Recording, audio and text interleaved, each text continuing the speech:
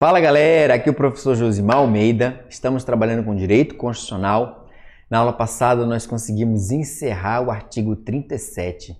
Professor, que artigo gigante, não é verdade? É verdade, grande mesmo, eu também achei. Mas enfim, conseguimos ver item a item, não pulamos nada, comentamos tudo, fizemos questões e vamos fazer outras questões, porque o tema administração pública ainda não acabou. Agora vamos mudar de artigo, Agora nós vamos trabalhar com o artigo 38, que ele é muito importante, ele é cobradíssimo em concurso, tá certo? Então, você vai fazer seu concurso, saiba que dificilmente eles não vão fazer uma perguntinha do 38, porque interessa muito ao servidor público, à administração pública. Olha só.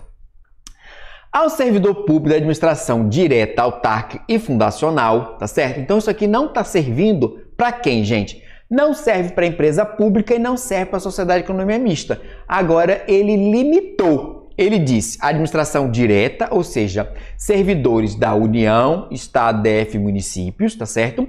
E servidores de autarquias e de fundações públicas, Por exemplo, a FUNAI, a Fundação Pública, Então, você tem várias fundações espalhadas por aí, várias autarquias, O INSS, eu falei que é uma autarquia.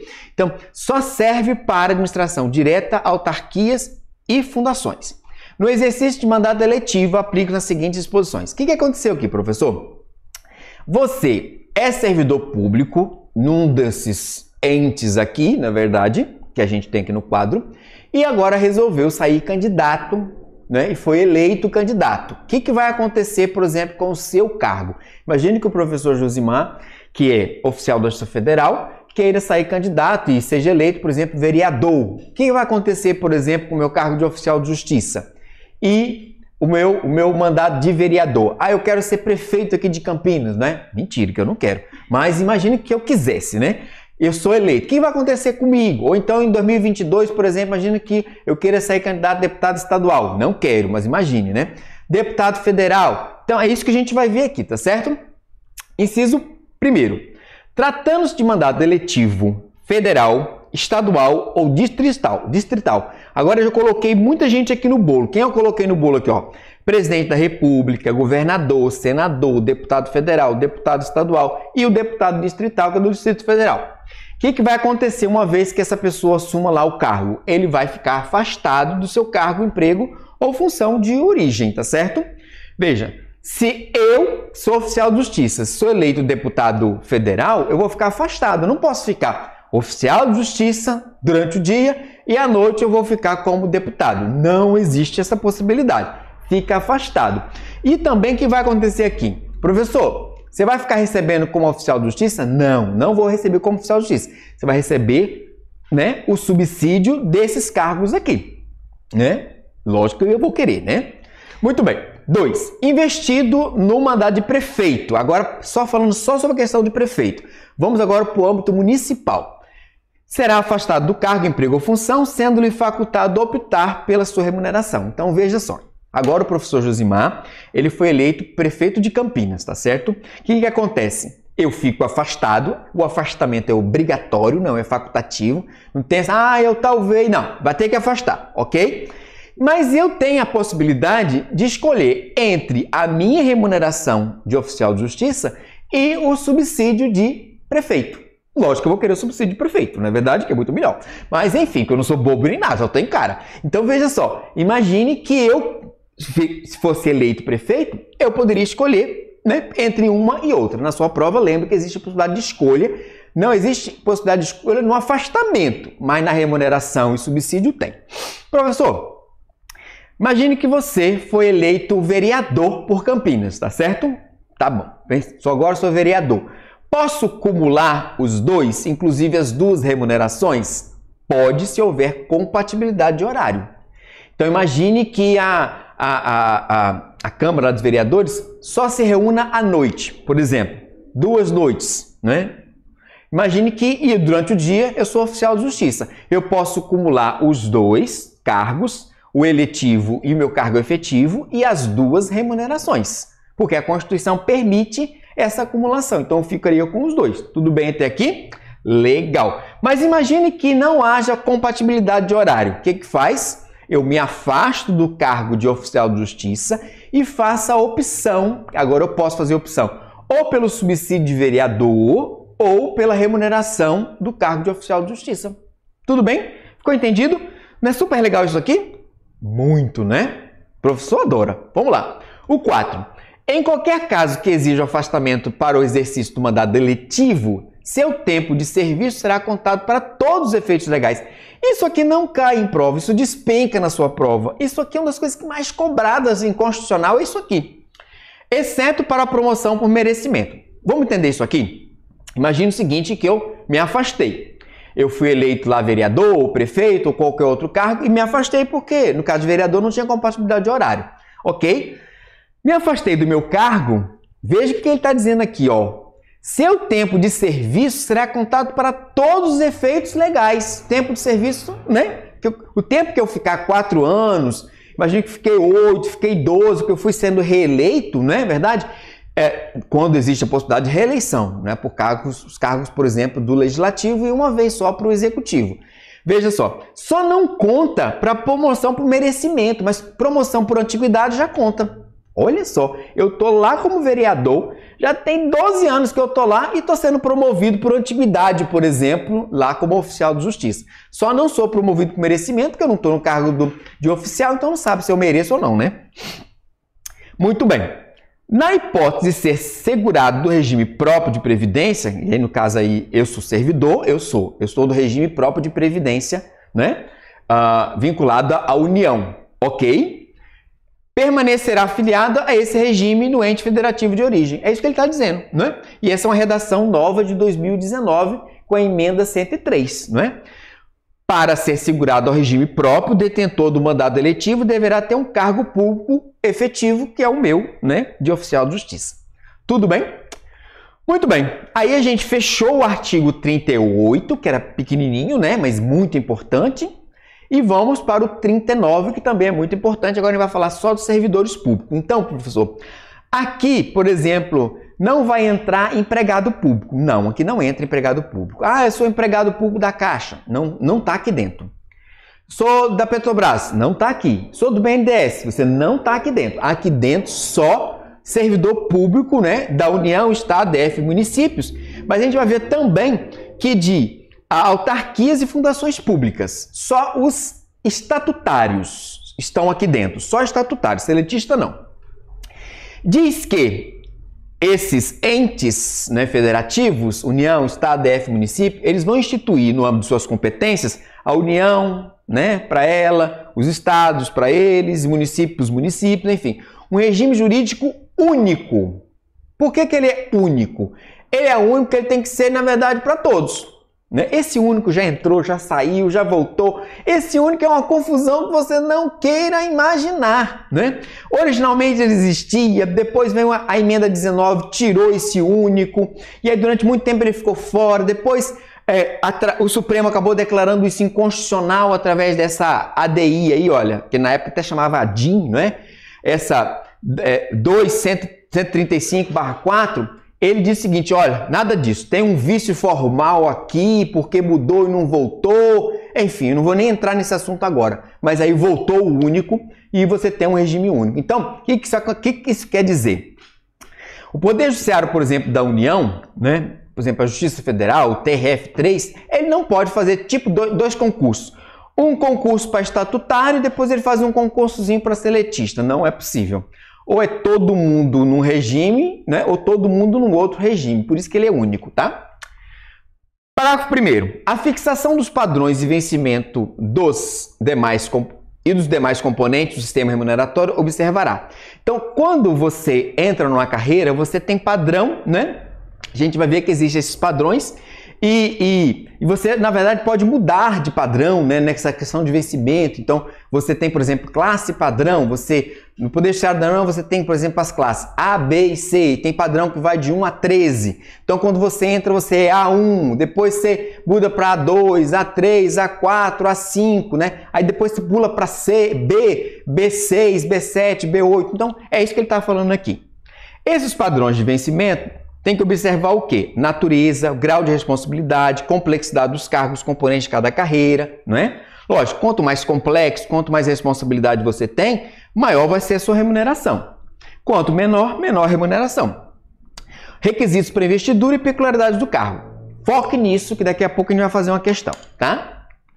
Muito bem. A União, Estados e DF, né, no caso aqui, vejo que o município foi tirado. O município não tem esse compromisso. O município não tem essa responsabilidade. Essa responsabilidade foi dada para a União, Estado e DF, tá? Manterão escolas de governo para formação e aperfeiçoamento de servidores. Então, existe isso, né? Então, a ideia é você ter lá uma escola, essa escola, ela oferecer cursos, né? Ou presencial ou EAD para capacitação do servidor. Para que serve isso? Essa participação no curso é um dos requisitos para promoção na carreira. Então, por exemplo, para mudar de A para B, eu tinha que ter 80 horas de curso de qualificação. Agora eu estou indo para C. Saí de B e estou indo para C. Eu tenho que ter 80 horas, no mínimo, de curso de formação para poder mudar. Senão, você fica estagnado. Não é que você vai perder o seu cargo porque você não tem essa formação, essa reciclagem, essas horas de curso. Só que você fica estagnado na carreira, você não avança, tá?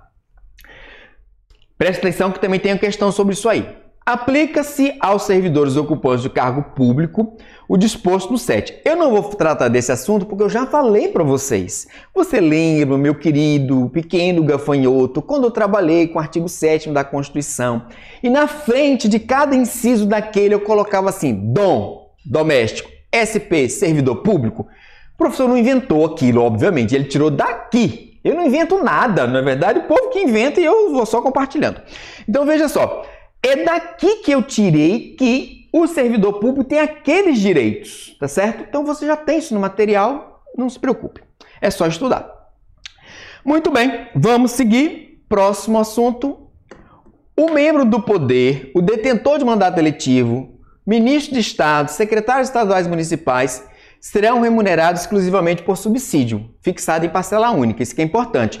Professor, ele é governador, ele é juiz, ele é um desembargador, ele é um deputado, né? Ele, por exemplo, é ministro de Estado, ministro da Educação, ministro da Saúde, ministro da Economia, ou então ele é um secretário municipal ou estadual. Ele recebe por remuneração? Não, ele recebe por subsídio, que é uma parcela única que está proibido o acréscimo de gratificação, adicional, abono, prêmio, verba de representação ou outra espécie remuneratória. Isso não era assim, foi uma mudança constitucional que ficou dessa maneira aí, enfim.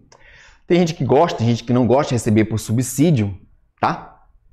Lei da União, Estado, DF e dos municípios poderão estabelecer relação entre a maior e a menor remuneração dos servidores públicos, obedecida a questão do teto. Então, tem que ser por lei. Professor, pode ser por decreto, pode ser ato administrativo. O decreto é um ato administrativo, né? Por exemplo, do presidente, do governador, do prefeito? Não pode. Aqui fala que é a lei que vai estabelecer essa maior ou menor remuneração entre os servidores. Tá certo? Entendemos isso aí direitinho? Vamos seguir? Muito bem. Vamos fazer agora as questões. Veja, essa questão é de 2020, atualizadíssima. O professor teve essa preocupação de buscar questões atualizadas para você, tá certo? Infelizmente, né, vocês sabem, pelo momento que se vive, a gente não conseguiu assim ter mais concursos para trazer mais questões de 2020, que era a minha vontade, tá bom? Olha só, a Constituição Federal determina aqui os padrões de vencimento. Olha aquela questão que eu falei de padrão de vencimento. E demais componentes do sistema remuneratório dos servidores públicos devem observar, entre outros parâmetros. Vamos ver qual é a letra? Ó. Jornada de trabalho, complexidade de trabalho. Eu lembro que ele tinha complexidade de trabalho. Lembra que tinha complexidade de trabalho? Complexidade dos cargos, empregos, componente de carreira, jornada de trabalho, grau de responsabilidade da função. Mas ele quer exatamente aquela resposta que está lá no 39, tá certo? Isonomia entre as carreiras, não. Veja, ó, natureza, grau de responsabilidade, complexidade dos cargos, componentes de cada carreira. É a letra D a nossa resposta. Letra D é a nossa resposta, tá certo? Por que é essa resposta? Quando você olha o 39, aquele parágrafo do 39, você vai ver que ele trata exatamente isso aqui, tá bom? Letra D de dado. Próxima questão. De acordo com a Constituição Federal, Ao servidor público de administração direta, autárquica e fundacional, no exercício de mandado eletivo, aplique-se em regra a seguinte disposição. Veja como isso cai, lembra? Em qualquer caso que exija afastamento para o exercício do mandado eletivo, seu tempo de serviço será contado para todos os efeitos legais, exceto para promoção por merecimento. A gente viu isso. Eu falei que isso caía demais. Essa é a resposta. B. Em qualquer caso que exija, exceto benefício previdenciário, ela não faz isso aí. Em qualquer caso que exija afastamento, seu tempo de serviço não será contado, não é verdade. Só por merecimento, promoção que não, o resto sim. Se investir no cargo de prefeito e havendo compatibilidade de horários, não pode. Se é prefeito, você tem que se afastar, ainda que tenha compatibilidade de horário, não pode. Tratando de mandado eletivo federal, estadual, distrital ou municipal, ficará afastado do cargo, emprego e função. Municipal não, porque o vereador, se houver compatibilidade de horário, ele pode ficar com os dois. Lembra que a gente viu isso? Vereador, havendo compatibilidade de horário, eu posso ficar com os dois, inclusive com as duas remunerações. Por isso que está errado. A resposta foi letra A. A é a nossa resposta, tá certo? Muito bem. Próxima questão.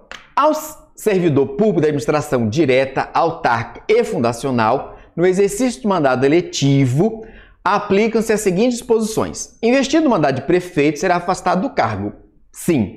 Emprego ou função. Sim. Sendo-lhe facultado a optar pela sua remuneração. Sim. Verdadeiro, né? Nesse caso, faz a opção entre remuneração e subsídio. Tá bom? Vamos lá. 2. Investido no mandado de vereador, sempre perceberá as vantagens do cargo. Não, se não houver compatibilidade de horário, tem que optar. Falso. Em qualquer caso que exija o afastamento por exercício de mandado eletivo, seu tempo de serviço será contado para todos os efeitos legais, exceto para promoção por merecimento. Não é antiguidade. Logo, essa questão está errada. A resposta é letra A, apenas um está certo. Apenas um. Só o 1, ok? Agora que a brincadeira está ficando boa, não é verdade? Mas não acabou o nosso curso. Ainda temos mais coisas interessantes para trazer para vocês. Temos outras aulas, aprofundamentos, atualizações. Estamos trabalhando com o que tem mais atualizado na legislação, na jurisprudência do Supremo, tá certo? Que é o nosso intérprete da Constituição. Não deixe de nos contactar através do Facebook, do nosso Instagram, do nosso YouTube, do nosso e-mail e nosso WhatsApp. Um grande beijo e até a próxima aula. Aguarde!